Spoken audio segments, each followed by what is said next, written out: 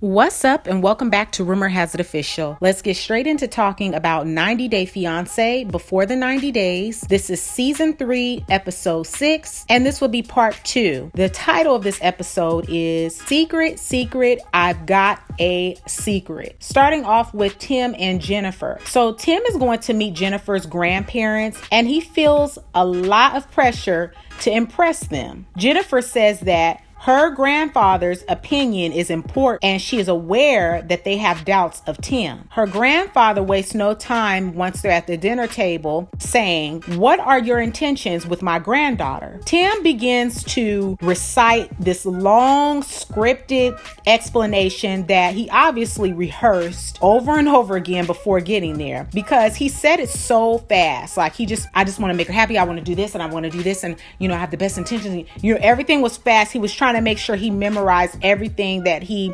rehearsed. That's how I took it. So Tim says that he's been to Colombia 5 times previously. You can tell that this is definitely news to Jeniffer. This leads to his huge secret, which is he used to date another Colombian girl. This is totally different than what we thought his huge secret was going to be. Let's move on to Darcy. So Darcy feels since they've been intimate, their relationship has progressed. So Tom and Darcy get dressed to go hang out with Tom's friends, one in which he's dated before. Now, during their confessional together, something really weird happened. You tell me if you all noticed. As they were talking, Tom grabs Darcy's hand and it was almost like, I don't know if it was like to make her shut up. She seemed very uncomfortable. Once they get to this dinner, Tom's friends looked a hot mess. His one friend looked a hot mess, I should just say. But she really knows the real Tom and doesn't feel that he is truly ready. She even called him out on his past behaviors with previous relationships. She is used to player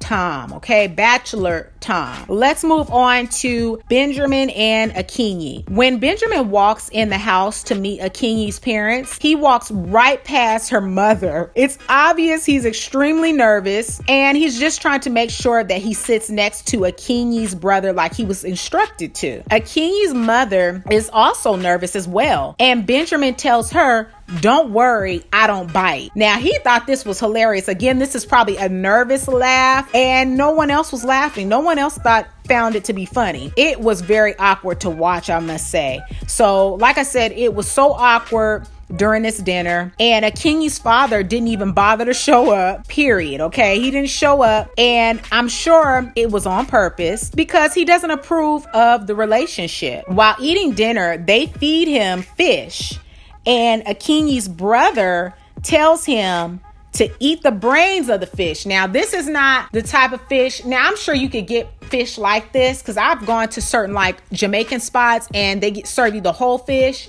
I don't fool with fish like that. The only type of fish I'm fooling with is salmon. Okay, I don't fool with your tilapias, your flounders for real. I might fool with a little red snapper, but it has to be already cut. The scales got to be off that bad boy. It's just got to be clean, okay? It's got to be pink meat until you cook it and it's right and it's cooked right. But this here was a whole fish. The eyeballs was still in there looking at you when he lifted up the top from the fish. The brains was there waiting to be eaten by them because that's what they eat. And woo, I know it was tough for Benjamin. It was tough for me to sit there and watch him with the stuff smushy in his hand like that. But I mean, hey, if you like it, I love it. So I don't think Benjamin will ever eat fish again. After this whole ordeal, after this dinner, I don't think he's ever going to want to touch another fish again, to eat another fish again, even look at another fish again. So 1 hour passes and Akinyi's father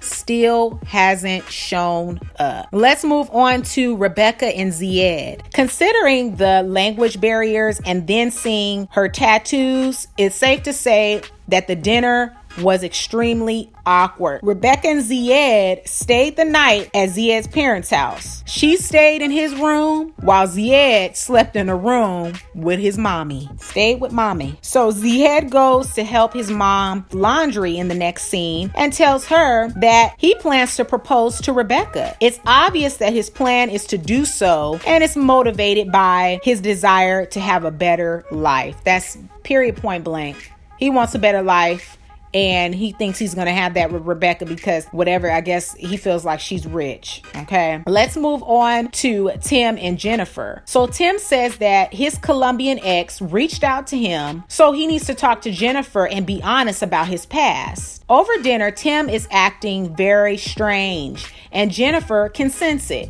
Now, what I don't understand is with Tim, with Rebecca, if they have such a past that they know is going to possibly ruin the relationship, why not tell them before getting out there? Spend all this money on a ticket, wasting our time as viewers, wasting the camera crew's time and money that they put in to catch some good tea for us. Why not tell these folks this before you actually go out there? Like, it just doesn't make sense to me. Now, when she questions him, he tells her that his ex texted him. Now, at dinner, when Jeniffer questions him, he finally decides to tell her that his ex texted him. Jeniffer says that she feels disappointed and doesn't trust him. Tim goes on to say that he and his ex live together, and this doesn't sit well with Jeniffer, okay? She gets very hot about the situation, and she begins to want to know more. She wants to see the messages. Tim is resistant. Then he finally hands over his phone. She sees that Tim has the ex's name as Mommy. Okay. And Tim tells her that he doesn't even know why she cares. And Jeniffer, that's when we see her throw the drink in his face. I'm thinking dude gonna tell her that he's trans. Now y'all really played me. Now y'all told me the man was trans. So I thought that's what it was. I thought the man was going to be trans, but I guess that's not the secret for now. Maybe it's not the secret right now. Maybe there's more secrets. I don't know. But what I'm trying to figure out is, when is it going to come out? What is the other secret involving Veronica? Because Veronica was so pressed with him going there. She's like, she needs to know the truth about how we operate, how we do things. So what is that all about? Were they just lying and carrying on to make us think that it was going one direction when it's really going another? What is going on with Tim and Jennifer's storyline? I'm confused, just as confused as I can be. Okay, comment down below, let me know, are you confused with all of this stuff that's happening? So talk about being humiliated with a drink thrown in your face. I'm absolutely sure this man was humiliated. Took a piece of paper, patted his face up a little bit, but he was humiliated. But this still does not stop him from trying to repair the damage that has been done during this trip. Let's move on to Angela and Michael. So Angela and Michael get ready to go to the beach and a boat cruise. She tells him that she's still mad at him for going out to celebrate his birthday without her. Now, I'm just trying to figure out, things were just good, okay? She just was kicking the camera crew up, talking about her and Michael about to have a little fun with the toys she brought. So how did now we just switch to her being so frustrated now talking about the birthday thing again? We were just in a happy place. What's going on, Angela? What happened? So how are you going to stop someone from celebrating their birthday on the day of their birthday? She is so pathetic. Angela has an attitude, and maybe this woman is going through menopause because Michael hasn't done anything to her, and she's just putting up a fit. She's just trying to start something for no reason at all. As soon as they pull up, she questions Michael, saying, "Have you ever been on a boat cruise before?" And Michael tells her when he was younger, his uncle took him. Now, Michael should have just been honest, knowing how this woman operates. Now, if Angela's asking you a question, that's because she already has the answer. She just wants to see if he's going to be honest. Now, being that she wanted to know this, she questioned him and he lied. This gets Angela upset. This sets Angela off.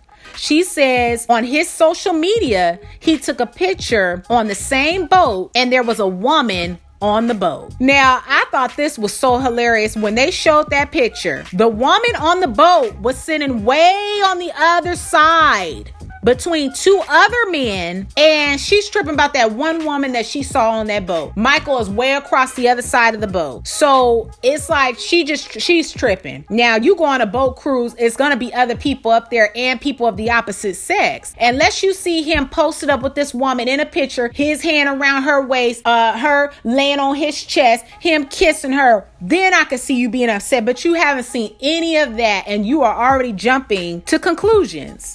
Angela is starting unnecessary drama, in my opinion. Let's move on to Caesar. So Caesar is still in denial after receiving the text from Maria. Maria says that she didn't cancel it because she didn't book it. Now, I remember in part 1, I did say that she canceled the flight. Now, if you didn't pay for it, I guess there's no way that you can go and cancel a flight. Come to find out, when Caesar calls to find out from the airlines, they tell him that it was insufficient funds and his card was declined, so the trip was never booked. Caesar says if that didn't happen, Maria would have been there. He now says he's going to fix things and do whatever it takes to get her to Mexico. If this woman comes to Mexico, it's not going to be because of him fixing anything. It's going to be because production is that desperate to get some footage of him with Maria. They're going to pay for that flight. TLC is going to pay for that flight. But I doubt Caesar will be doing anything since he has no money. Now, how is it that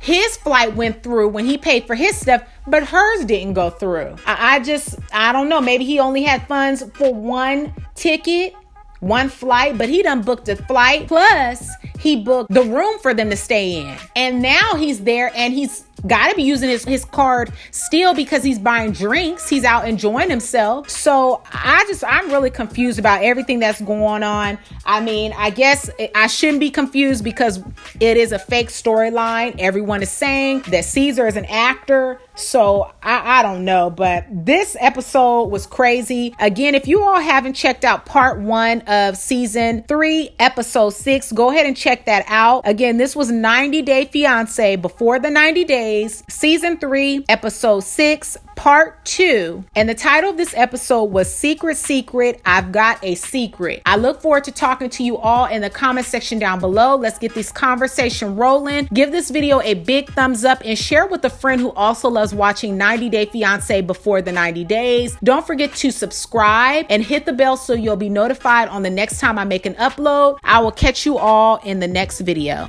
Peace.